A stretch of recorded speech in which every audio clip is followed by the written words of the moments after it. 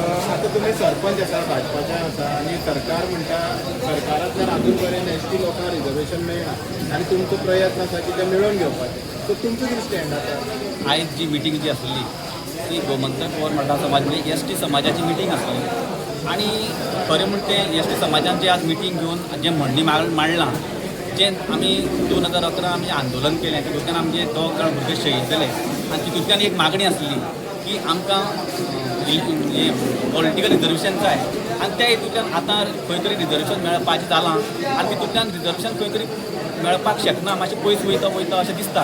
ह्या हितूंतल्यान आज ही व्हडली मिटींग जाली आनी ह्या मिटिंगे भितर सगळ्या पार्ट्यांतले लोक आसा. भारतीय जनता पक्षाचे लोक आसा, काँग्रेसीचे लोक आसा, गोवा फॉरवर्डाचे लोक आसा किंवा अन्य बाकी पार्टी आसा, सगळे समाजाचे लोक आसा आणि प्रत्येकाचें मत एकूच आसा की हे फाटी हें रिजर्वेशन जावपाक जाय आणि प्रत्येकाच्या मनात एक आसा की रिजर्वेशन जालें की प्रत्येक पार्ट्या भितर कोण तरी एसटी उमेदवार आसतलो.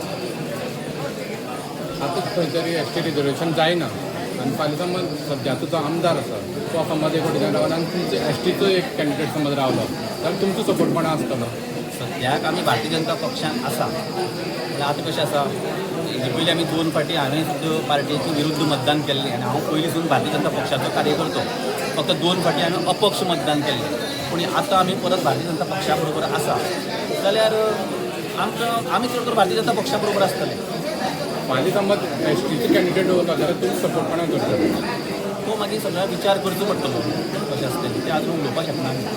पूण म्हाका ठरयला की थोडे म्हणटात की सपोज एसटी रिजर्वेशन जायना जाल्यार ते पक्षांतल्यान भायर सरतले म्हणटात. सो तुमची तयारी आसतली? ना हांव जो पर्यंत हांवें अशें म्हणलां की हांव भारतीय जनता पक्षा बरोबर सद्या रावपाचो. येस.